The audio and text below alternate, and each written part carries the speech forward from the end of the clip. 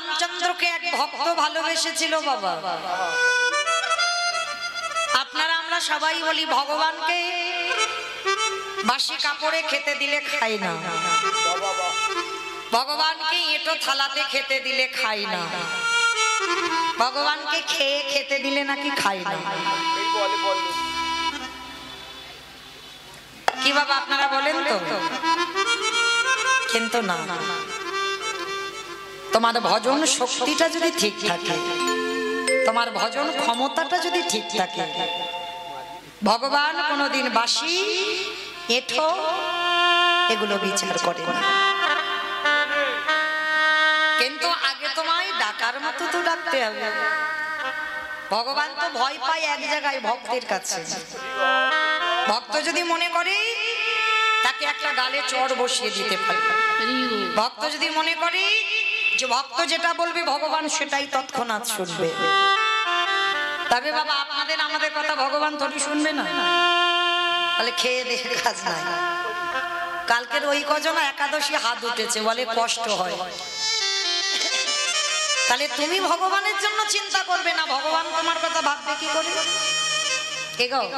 তুমি যদি ভগবানের জন্য ভাবো তবে তো ভগবান তোমার জন্য ভাববে। হ্যাঁ, আর সারাদিন যদি তুমি তোমার সংসারের চিন্তায় ব্যস্ত, শুধু সারাদিন কি করে ইনকাম হবে, কি করে রোজগার হবে, কি করে ছেলে পুলে মানুষ করব, কি করে আমার দোকানের ব্যবসা ভালো হবে বাড়বে, সেই চিন্তা, তাহলে সেই চিন্তা হলে কি বাবা ভগবানের কৃপা হবে? এত সোজা নয়। একটাই কথা বলতে হবে, ঠাকুর রাখলে তুমি রাখবে, মারলে তুমি মারবে, তাই না? ভগবানের উপরে বিশ্বাসটা রাখতে হবে। কিন্তু আমরা এতজন ভক্ত বসে আছি বাবা, যারা দাঁড়িয়ে আছেন, যারা বসে আছেন, আমি কীর্তনী আমার সম্প্রদায়, এতজন ভক্তের মধ্যে বাবা একজন ভক্ত হৃদয়ে হাত রেখে বলতে পারবেন না যে আমার বিশ্বাস আছে। এইটা নেই বলে তো কলির মানুষ এত কষ্ট পায়। বিশ্বাসটা রাখতে হবে। দেখবেন বাবা ছেলে পুলের একটু অসুখ বিসুখ হোক, প্রাথমিক ডাক্তার দেখাবে, প্রাথমিক ডাক্তার যদি ভালো করতে না পারে একটু কলকাতা পিজি ভর্তি করবে, 6 মাস চিকিৎসা হলো, সে রোগ ভালো হলো না, এবার যাবে কোথায়? ভেলোর, চেন্নাই। চেন্নাই থেকে ফিরে এলো, ডাক্তার বলে দিল বেশি দিনে আর বাঁচবে না, একটু ভালো মন্দ খাইয়ে দাও। এবার রোগী ফিরিয়ে নিয়ে এসে কি করে? ওখানে কালী ঠাকুরের ভর হচ্ছে, ওইখানে যাবে, ওইখানে শিব ঠাকুরের ভর হচ্ছে, ওইখানে যাবে, ওখানে পঞ্চানন্দের ভর হচ্ছে, ওখানে যাবে, ওখানে শীতলামার ভর হচ্ছে, ওখানে যাবে, মানে যে যেটা বলবে সেটাই করবে। ওই একজন ভক্ত ওই রোগীটাকে নিয়ে ভগবানের চরণে দিয়ে বলেছো, ঠাকুর রাখলে তুই রাখ আর মারলে তুই মার, সেই তো যেতে হবে আগে আর পরে। তাহলে রাখলে তুমি রাখবে, মারলে তুমি মারবে। এই বিশ্বাসটা আগে আনতে হবে ভগবানের প্রতি। এই বিশ্বাসের কথা বলতে গিয়ে বাবা একটা কথা মনে পড়ে গেল, জানো? এক ভক্ত একটা মোটা, এই যেমন দেখেন অশ্বত্থ গাছটা কি মোটা, মনে হচ্ছে অনেক দিনের পুরানো, ঠিক এইরকম একটা মোটা তেঁতুল গাছের গোড়াতে বসে এক বৈষ্ণব নামের মালাতে নাম জপ করছে।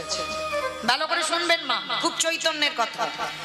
তো নাম জপ করছে, নাম জপ করতে করতে হঠাৎ দেবর্ষি নারদ পাশ দিয়ে যাচ্ছে, বৈকুণ্ঠে যাচ্ছে। তা ভক্তটির নামের মালাই জপ করতে করতে নারদকে দেখেছে। আরে ও নারদ, আরে শোনো শোনো শোনো শোনো শোনো, যাচ্ছ কোথায়? বলে কেন? বৈকুণ্ঠে যাচ্ছি। বেশ, প্রভুর সঙ্গে দেখা করতে? বলে হ্যাঁ।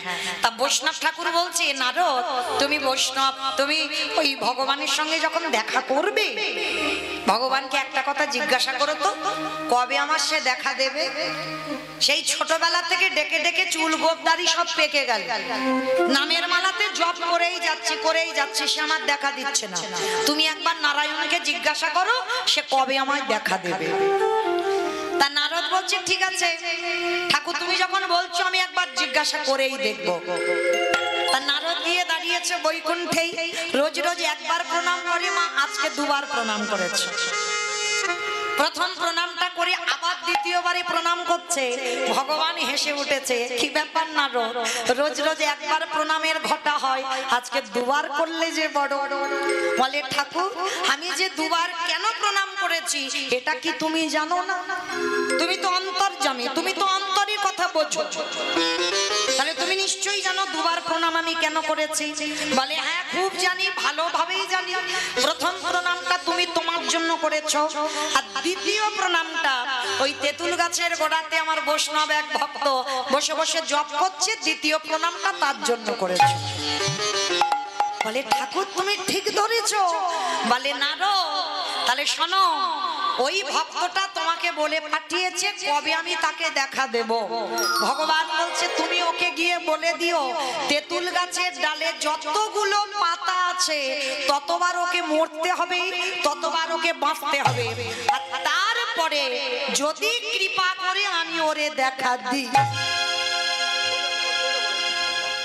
ওমা কি বললো? তেঁতুল গাছে যত পাতা আছে ততবার ওকে আপ ডাউন হতে হবে, ততবার মরতে হবে, ততবার বাঁচতে হবে, তারপরে যদি কৃপা করে ওরে আমি দেখা দিই। এত বড় কথা বলতে পারে নারদ, মনটা ভেঙে গেছে। এই কথাটা আমি বলবো কি করে? আমার জন্য আশাপথে নয়ন দিয়ে বসে আছে, আমি বুঝি কি ভালো খবর নিয়ে যাব, কিন্তু এত বড় কঠিন কথা আমি বলতে পারবো না। নারদ মুনি উল্টো দিক থেকে ঘুরে যাচ্ছে, তো বৈষ্ণব ঠাকুর কিন্তু ঠিক বাবা দেখতে পেয়েছে নারদকে। আরে ও নারদ, এদিকে এদিকে এদিকে চলে যাচ্ছে যে বড়, আমি সেই ছোটবেলা থেকে নাম করছি তোমার কাছে জানবো বলে বসে আছি, আর তুমি চলে যাচ্ছ। তুমি তো বললে আমাকে বলে যাব, বলো আমার প্রভু কি বললো? মাথাটা নারদ নিচু করে আছে, উত্তরটা দিতে পারছে না। আরে বাবা তুমি নির্দ্বিধায় বলো, আমার রাগটা কোনো অভিমান নেই, কবে দেখা দেবে বলেছে? নারদ মুনি মাথাটা নিচু করে বলছে, কি বলেছে জানো ঠাকুর? বলল ওই যে তেঁতুল গাছে যতগুলো পাতা আছে ততবার তোমাকে মরতে হবে, ততবার তোমাকে বাঁচতে হবে, তারপরে কৃপা করে যদি ঠাকুর তোমারে দেখা দেয়। যেই না কথাটা বলা, বৈষ্ণব ঠাকুর আর বসে নেই বাবা, নামের মালাটা হাতে করে নিয়ে বলে হরে কৃষ্ণ হরে কৃষ্ণ কৃষ্ণ কৃষ্ণ হরে হরে হরে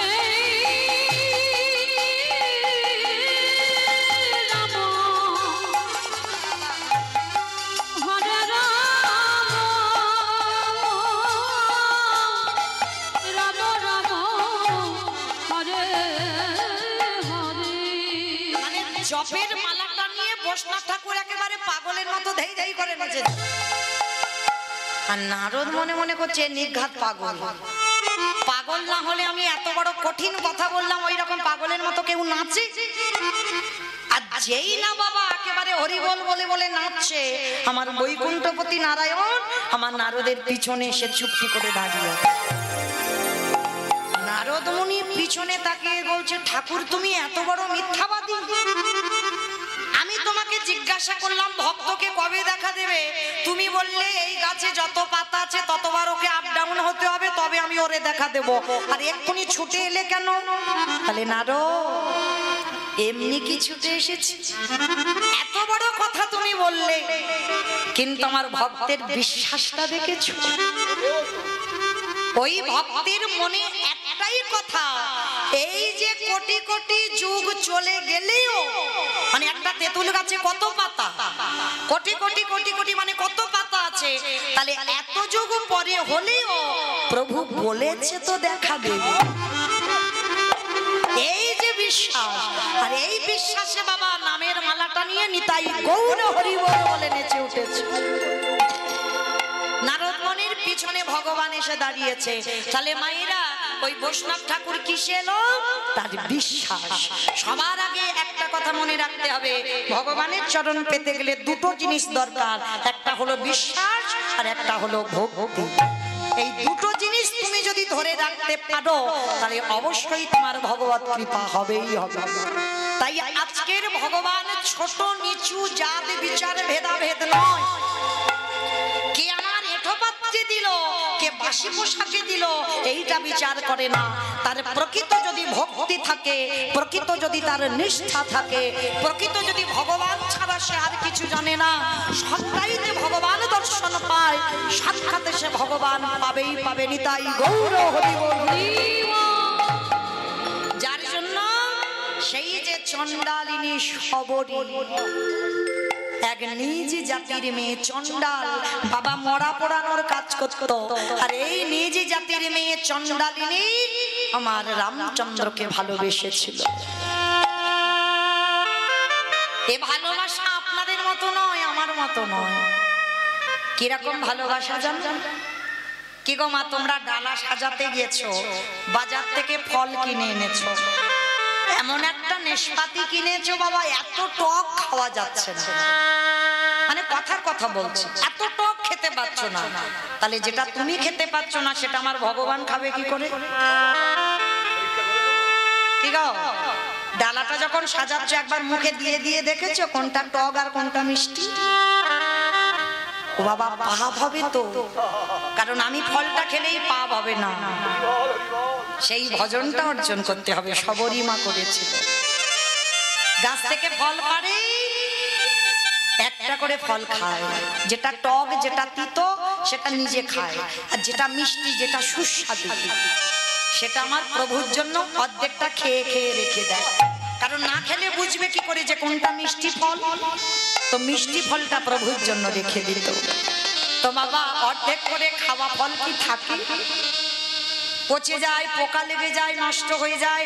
আবার দেখবেন কোনো কোনো ফল শুকনো হয়ে যায়, আর যেগুলো শুকিয়ে যায় সেগুলো সবরই আমার প্রভুর জন্য গুছিয়ে রেখে দেয়।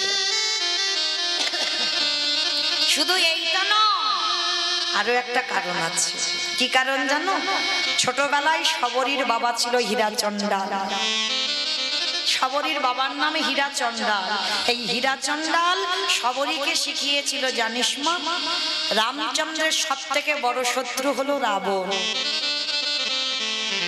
কে গো মাইরা, আপনারা কি বলেন? তাই তো, রামচন্দ্রের যদি শত্রু হতে হয় একজনই আছে, সেটা হলো লঙ্কার রাজা রাবণ।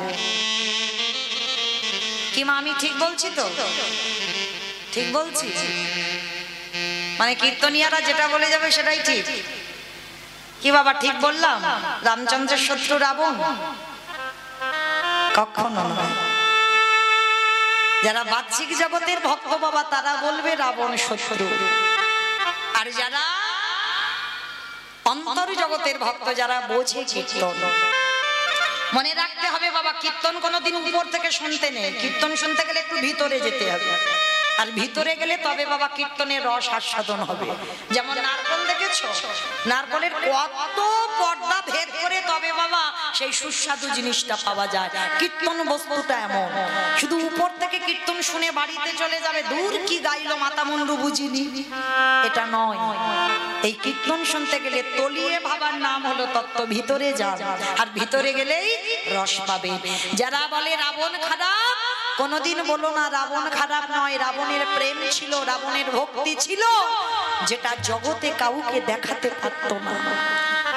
ভক্তি প্রেম যদি রাবণের না থাকবে, রাবণের তো একটা দুটো স্ত্রী নয়, রাবণের ছিল 10,000 স্ত্রী। আর যে রাবণের 10,000 স্ত্রী ছিল, তাহলে বাবা সেই রাবণ রাজা ভগবানের বউ চুরি করলো কেন? কি গো, তাহলে এই জায়গায় তো প্রমাণ হয়ে গেল রাবণ ভালো নয়। রাবণ ভালো লোক যদি হবে, যার 10,000 বউ থাকে, সে আবার ভগবানের বউয়ের দিকে লক্ষ্য দেয়? এই জায়গাতেই শুনতে হবে। ভগবানের বউকে চুরি করেছিল ঠিক কথা, কিন্তু রেখেছিল কোথায়? যেখানে শোকের ছায়া লাগে না, সেইখানে সীতা মাকে বন্দী করে রাখল। যেখানে শোকের ছায়া লাগে না সেইখানে সীতা মাকে রাখলো। কেন রেখেছিল? যদি তার কুমতলব থাকবে, কুমন্তব্য থাকবে, তাহলে বাবা যারা 10,000 বউ, তার কি একটা ঘর ফাঁকা পড়েছিল না? সে যদি মনে করতো তাহলে সীতা মাকে নিয়ে ঘরের মধ্যে রাখতো, তাহলে ভোগ করার সুবিধা হতো। অত সোজা নয়। সীতামা হলো সাধনা, সীতামা হলো আরাধনা। সীতামাকে না নিয়ে এলে কৃপা হবে না। আগে কৃপা পেতে গেলে আগে ভক্তরে ধরতে হবে।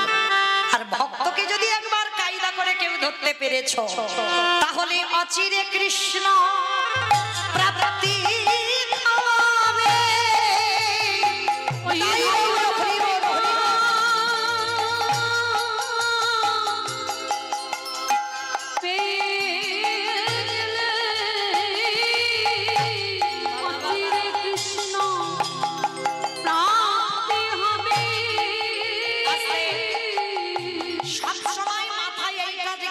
চিন্তা ভাবনা রেখে দেবেন, আগে ভক্তরে ভালোবাসতে হবে। যার জন্য তো বাবা আয়ান ঘোষ আমার রাধারানীকে বিয়ে করেছিল। কেন? এমনি এমনি নয়। এই আয়ান ঘোষ ছিল অভিমন্যু। সেই অভিমন্যু ঋষি আমার ভগবানের কাছে তপস্যায় বসেছিল, ঠাকুর অন্য কিছু নয়, তোমার বউকে আমার বউ করে দিতে। হাই ভগবান, এ মুনি ঋষি মানুষ তপস্যা করে, সে নাকি বলছে আমার বউকে চাই। এটা সম্ভব? তোমার কি মাথা খারাপ হয়েছে? বলে আমার মাথা খারাপ হয়নি, তোমার খারাপ হয়েছে। আমি কিচ্ছু জানি না, তপস্যা করছি, তোমার বউকে আমার বউ করতে হবে। ভগবানের এমন পাকে ফেলেছে, ভগবান বলল ঠিক আছে, আমার বউ তোমার বউ হবে, কিন্তু মনে রেখো আমার বউকে তুমি পাবে, কিন্তু তুমি নপুংসক হয়ে জন্মগ্রহণ করবে। তোমার মধ্যে কোনো পুরুষত্বের ক্ষমতা থাকবে না। বলে ঠাকুর আমি তাতেই রাজি। তাহলে বলেন বাবা, ভগবানের বউকে আমার বউ করে দেবে। তাহলে ভগবানের বউকে যখন নিজে পাবে, তাহলে এটা একটা আনন্দের ব্যাপার। কিন্তু ভগবান অভিশাপ দিল তুমি নপুংসক হবে। তাহলে ভগবানের বউটাকে নিয়ে লাভটা কি হলো? যার মধ্যে পুরুষত্বের ক্ষমতা থাকবে না, তবু কিন্তু ভগবানের বউকে নিল। কেন? ভোগ করার জন্য নয়। অভিমন্যু ঋষি জানত একবারে যদি ভক্তের চরণ ভজন করা যায়, তাহলে আর ভগবানের কাছে যেতে হবে না, ও বেটা আসবে আমার কাছে। যার জন্য রাবণ রাজা এই কাজটা করেছিল, ভগবানের বউ চুরি করেছিল। চুরি করে চিন্তা ভাবনা করলো এমন একটা কাজ করতে হবে, সবাই তো ভগবানের কাছে যেতে চায়, আমি যাব না ওর কাছে, ও আসবে আমার কাছে। আরো একটু পরিষ্কার করে বোঝাই, সিনেমা টিনেমা দেখো, আচ্ছা সিনেমা বাদ দাও, সিরিয়াল দেখো, এটা দেখো। আচ্ছা সিরিয়াল বা সিনেমা যারা দেখো, আচ্ছা বলো তো শুধু নায়ক নায়িকা থাকলে ভালো লাগে? একটা ভিলেন লাগে। এই ভিলেন যদি থাকে বাবা, মারামারি হবে, পেটাপেটি হবে, খুনোখুনি হবে, তবে দেখবেন ঠিক অ্যাকশন রিয়াকশন হবে না, তাহলে দেখবেন খুব জমজমাট হয় সিনেমাটা। আচ্ছা বলো তো যখন নায়ককে জব্দ করা না যায়, ভিলেন তখন কি করে? নায়িকাকে তুলে নিয়ে যায়। আর নায়িকাকে যদি একবার তুলতে পারে, তাহলে 10 তলা বিল্ডিং থেকে নায়ক ঝাঁপিয়ে নায়িকার কাছে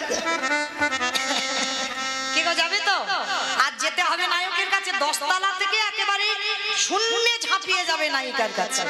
মানে সিনেমার কথা বলছি। ঠিক তদ্রুপ নায়িকা যদি সীতামা হয়, আরে নায়ক যদি আমার রামচন্দ্র, আরে ভিলেনে যদি আমার রাবণের রাজা হয়, এইবার নায়িকাকে যত মারবে, জ্বালাবে, যন্ত্রণা দেবে, কষ্ট দেবে, ব্যথা দেবে, বেদনা দেবে, নায়িকা যত হারামা হারামে বলে কাঁদবে, এইবার নায়ক কি থাকতে পারবে? 7 সমুদ্র 13 নদী পার করে চলে আসবে সোনার লঙ্কাতে। রাবণ মনে মনে ভাবলো, এই ভক্তি শূন্য হৃদয় যদি একবার ভক্তের চরণ আমি বন্দী করতে পারি, আমার প্রভু রামচন্দ্রকে আমার কাছে ধরা দিতে হবে।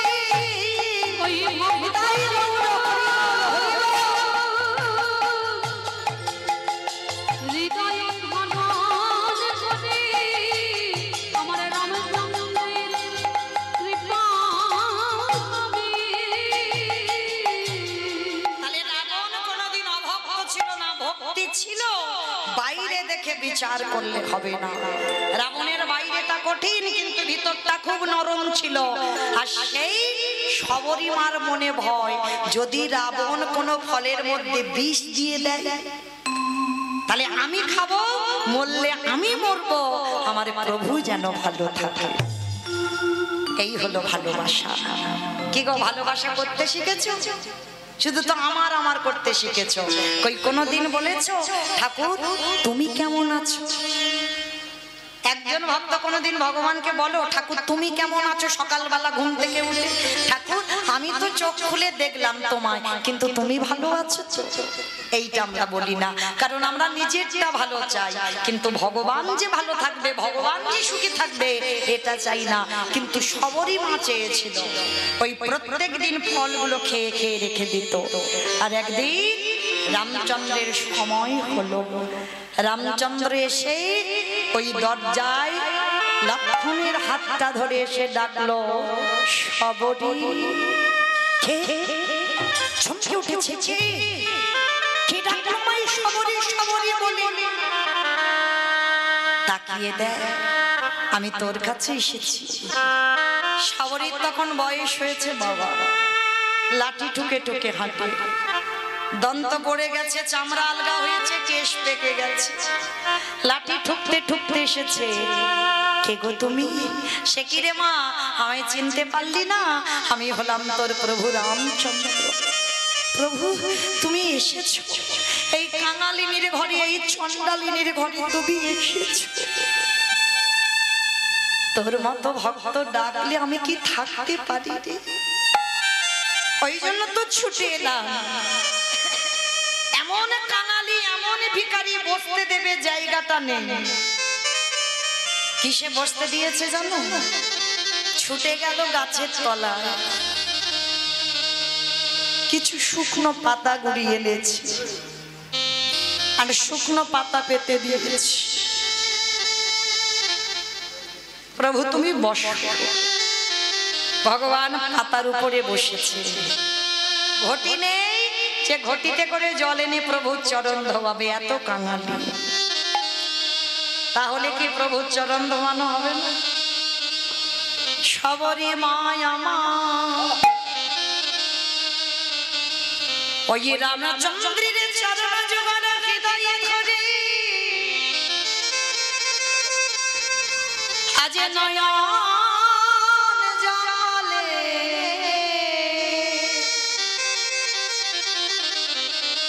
ওই রামচন্দ্রের চরণ যুগল ধোবাই ওগো দয়া মা নিতাই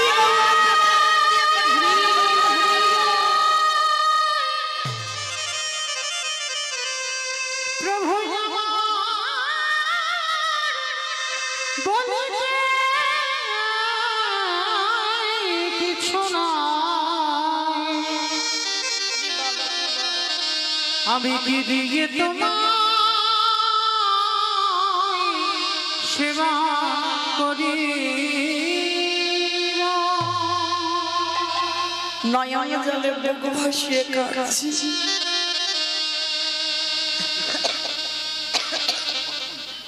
চোখের জলে রামচন্দ্রের চরণ যুগল ধৌত হয়ে গেল।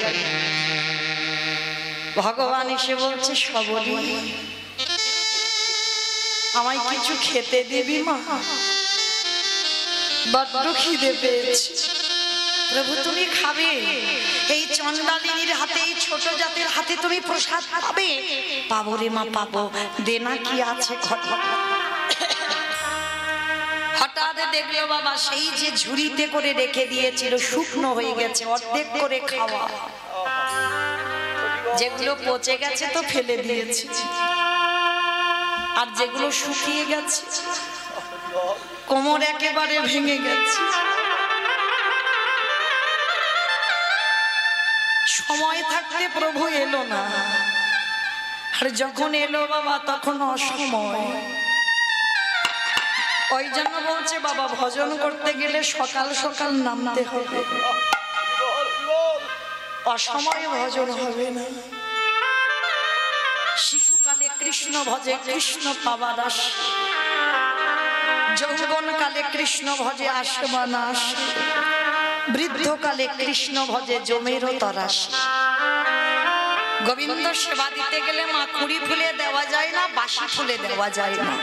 দিতে গেলেই ফোঁটা ফুল লাগে, আর ফোঁটা ফুল মানে বোঝো আমাদের যৌবন কাল। যখন শক্তি থাকবে, অনেকে বলে একাদশী করব এখন, একটু বয়স হোক তখন করব না। চরণ ধরে বলে যাই, সকাল সকাল হও, সকাল সকাল ভগবানের জন্য ভাবো। কারণ ফোঁটা ফুল, রাধারানী বলেছিল সখীরে আমার গোবিন্দ ব্রজ ছেড়ে মথুরায় যে গেল, যেদিন মথুরা থেকে ব্রজে আসবে সেদিন যদি আমার দেহে যৌবন না থাকে আমি কি দিয়ে সেবা দেব? ভালো করে বাবা একটু অনুভব করবেন ভগবান কোন কথাটা বোঝাতে চেয়েছে। যখন তোমার হাত চলবে, যখন তোমার শক্তি থাকবে, যখন তোমার ক্ষমতা থাকবে, সেই ফুলে গোবিন্দ সেবা দাও। আর যখন দন্ত পড়ে যাবে, স্নান করে আন্নিকে বসবে, শরীর অলস, ঘুম পেয়ে যাবে, চোখ বন্ধ করে যাবে, কখন ঘুমিয়ে পড়ে যাবে, এটা বাসি ফুল, এ ফুলে সেবা হবে না। আর কুড়ি ফুল মানে বাল্যকাল, সেবা হবে, ভজন হবে, কিন্তু তৃপ্তি পাবে না। তৃপ্তি পেতে গেলে তোমার যৌবন কালে সেবা দিতে হবে, ওই জন্য সকাল সকাল নামতে হবে। তাই আজকে লক্ষ্য করে দেখেন, সবরই মা কাঁদছে, ঠাকুর যখন আমার ক্ষমতা ছিল তখন তুমি এলে না, আর যখন আমার ক্ষমতা নেই তুমি তখন আমার দুয়ারে এলে, আমি কি দিয়ে তোমায় সেবা দেব বলো? এইবার ঝুড়িটা এনে ভগবান বলছে, সবরী তুই যখন হাত আমার মুখে পাচ্ছিস না, ভগবান রামচন্দ্র তো বাবা ত্রেতা যুগের মানুষ, 14 হাত লম্বা, একটু আধটু নয়। আমরা তো যে যার হাতের 3.5 হাত, রামচন্দ্র ছিল 14 হাত, অতটাই লম্বা। সবরী যেন ছোট, কোমর ভেঙে গেছে, লাঠি ঠুকে এসেছে। প্রভু তোমার বদনে যে আমার হাত আর যাচ্ছে। ভগবান বলছে, ভক্ত যখন আমার কাছে আসতে না পারে, আমি নিজে থেকে তার কাছে ছুটে গিয়ে ধরা দিই।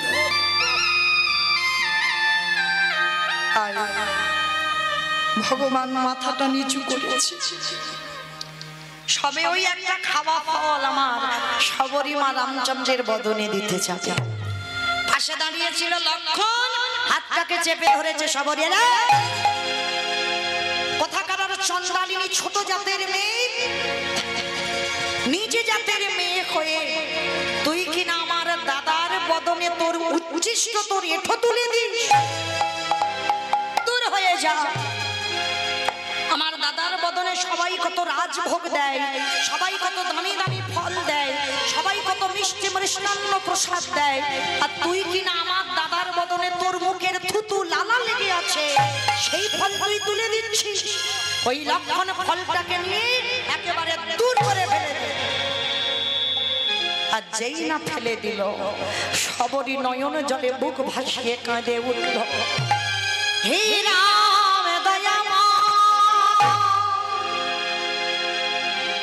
আমি একদিন যদি তোমায় ভালোবেসে থাকি, আমি ছোট জাতের মেয়ে হতে পারি, চন্দ্রালিনী হতে পারি, আমার প্রেমে যদি সত্যি হয়, আমার ভালোবাসা যদি সত্যি হয়, তোমার ভাই বলে আমি তোমার ভাইকে ছেড়ে দেব না। তোমার ভাইকে আমি অভিশাপ দিলাম, আমার এই মুখের থুতু লালা লেগে আছে বলে তোমার বদনে দিতে দিল না। তোমার ভাইকে আমি অভিশাপ দিলাম, যেদিনে তোমার ভাই মৃত্যুর সঙ্গে লড়াই করবে, এই ফল থেকে যে গাছের জন্ম হবে, ওই পাতা না কলে তোমার ভাই বাজবে না।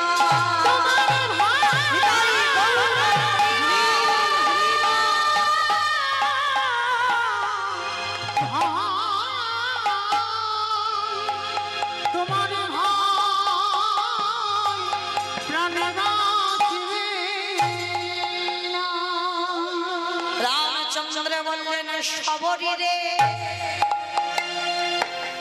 আমি ভক্তবাদ শুনলাম, ভগবান হয়ে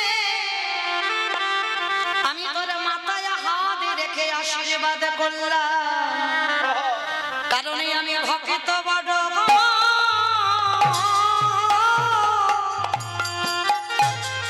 আমি বড় ভালো আমি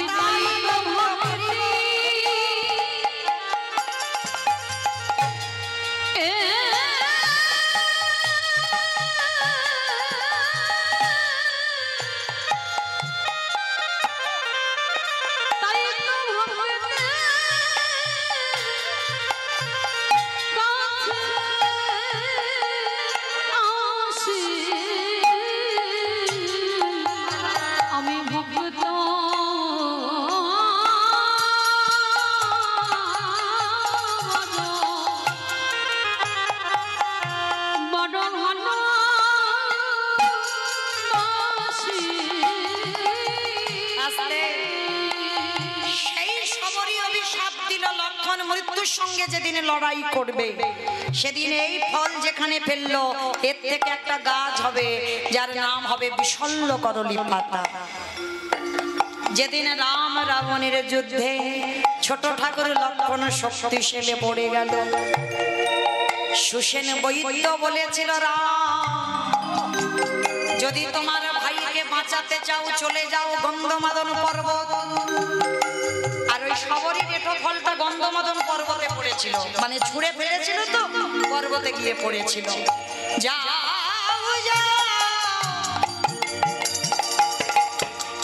ওই পর্বতে গিয়ে বিশল্য করলি পাতা এনে ওই পাতার রস নিগড়ে তোমার লক্ষণের বদনে খাইয়ে দাও। কে যাবে গন্ধমাদন পর্বতে? একজন গিয়েছিল, সে কে? ভক্তপ্রবর বীর হনুমান, যে জগতে কোনো ভক্ত দেখাতে পারেনি একমাত্র হনুমান দেখিয়েছিল। হৃদয়ে ছিল রাম সীতার যুগল মূর্তি। ওই হনুমানের মতোই আমার রামচন্দ্রকে এই ত্রিভুবনে কেউ কোনোদিন ভালোবাসতে পারবে না। সেই হনুমান বলেছিল ঠাকুর আমি যাব, ছুটে গেল গন্ধমাদন পর্বতে। হনুমান তো মানুষের মতো অত বাবা কিছু বোঝে না, চিনতে পারছে না কোনটা বিশল্য করলি পাতা। চিনতে পারেনি বলে একেবারে ওই পর্বতটা সমেত চাগিয়ে তুলে নিয়েছে। আর চাগিয়ে যখন আনছে, আনতে আনতে দর্শন পেয়ে গেল পূর্ব দিকে সূর্য উঠে যাচ্ছে। কে গো? একটা কথা বলেছিল সুসেন বৈদ্য, হনুমান তুমি যাচ্ছ যাও, কিন্তু সূর্য যদি উদয় হয় তাহলে লক্ষণ আর বাঁচবে না। এইবারে পাহাড়ে নিয়ে যেতে যেতে পর্বত নিয়ে যেতে যেতে হঠাৎ দেখে কিনা পূর্ব দিকে সূর্য উঠে যাচ্ছে। হনুমান মনে মনে ভাবছে, শোনো তুমি হলেন একজন দেবতা, আমি হলাম একজন ভক্ত, আজ দেখিয়ে দেব আমার শক্তি কম নয়। আমি যে রাম রাম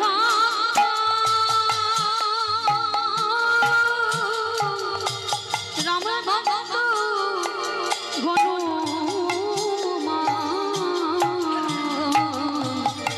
আমার শক্তি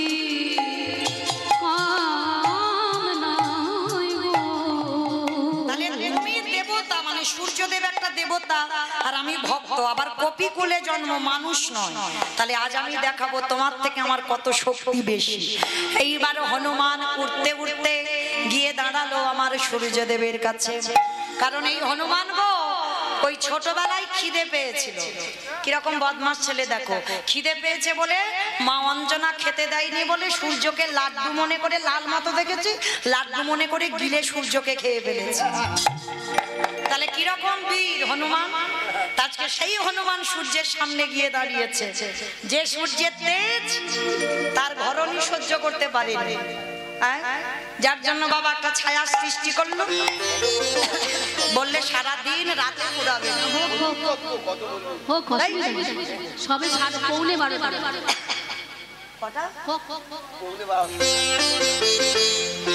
হরি বল হরি বল। তো যাই হোক, তো চলেন বাবা, এইবার যেই না আমার ওই হনুমান সূর্যদেবের কাছে গিয়ে বলছে, শোনো একটা কথা বলবো, তুমি আজকের ভানু, আমি আজকের হনু। হনুমানকে হনু বলে না অনেকে, আর সূর্যদেবের অনেক নাম, 108টা নাম। আর 108টার ভিতরে একটু আগে বললাম অরুণ, আবার এখন একটা বললাম কি ভানু। বলছে শোনো, তুমি ভানু আমি হনু, দুজনের কত নামের মিল, এসো আমরা বন্ধু হব। তাহলে বন্ধু হতে গেলে কোলাকুলি করতে হবে, এসো একটু আমরা কোলাকুলি করি। সূর্যদেবের মাথায় অত বুদ্ধি হলো না, যেই না হনু ডাক দিয়েছে, আমার ভানু গিয়ে আমার কোলের ভিতরে ঢুকেছে।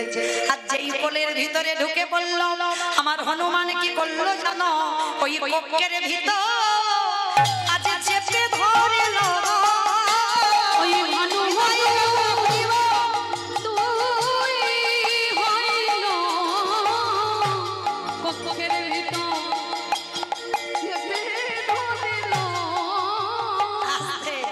যেই না হনুমান সূর্যদেবকে একেবারে কক্ষের মধ্যে নিয়েছে, হাত নিয়ে বলছে আমাকে ক্ষমা করো, মানে নিজে ক্ষমাটা চেয়েছে, আমাকে ক্ষমা করো সূর্যদেব। কলাকুলি না করাই ভালো, যদি আমাদের এরকম দশা হয়ে যায়। হরিবল। এইবার ভানুদেবকে বলছে, হে ভানুদেব, আমি তব চরণে বড় অপরাধ করলাম, ক্ষমা করে দাও। কিছুক্ষণের জন্য তুমি আমার কক্ষের ভিতরে থাকবে, কেন জানো, আমার জন্য নয়, তুমি যদি উঠে পড়ো আমার ছোট ঠাকুর প্রাণ ফিরে পাবে না, কারণ এখন আমার যেতে একটু টাইম লাগবে। এক কক্ষে আমার সূর্যদেবকে নিয়ে, এক হাতে বিশল্য করলি পাতার পর্বত নিয়ে যেই না রামের চরণে দিল, ওই সুসেন বৈদ্য ওই বিশল্য করলি পাতা খুঁজে নিয়ে, পাতার রস নিগড়ে নিয়ে এইবার লক্ষণকে খাওয়াচ্ছে। ওর সঙ্গে বাবা সতী নারী স্তনদুগ্ধ লেগেছিল, সতী নারী পাবে কোথায়, হনুমান গিয়েছিল মন্দোদরীর কাছে। লঙ্কাতে সতী নারী একজন মন্দোদরী মানে রাবণের বউ ছিল, তার সতী নারী স্তনদুগ্ধ, বিশল্য করলি পাতা, মৃত সঞ্জীবনী, এই কটা একসঙ্গে ভালো করে বেটে নিয়ে লক্ষণের বদনে দিচ্ছে।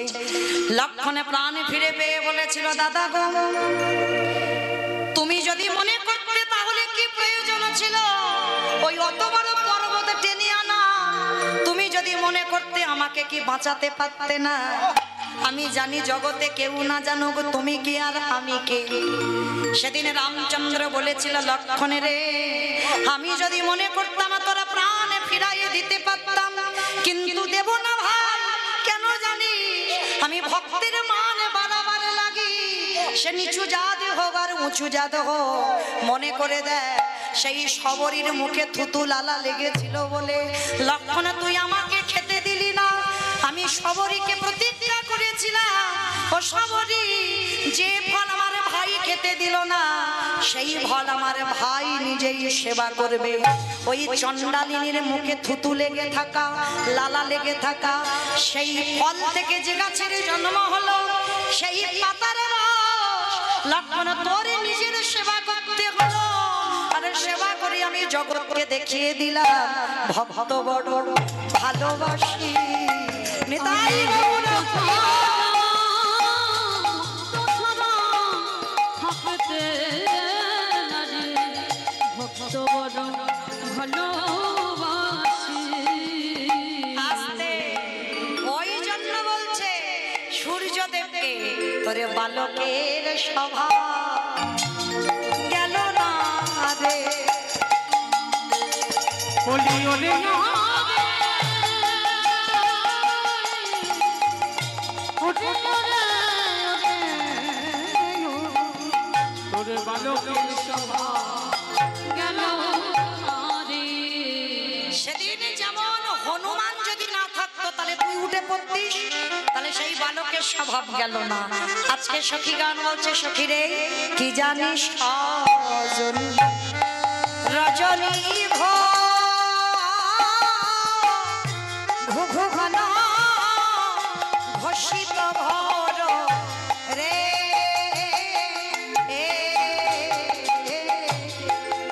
আরে কি জানি সজনী রজনী রঘু ঘন ঘোষিত ঘন রে আজ কত জামি চিত দামিনী কামিনী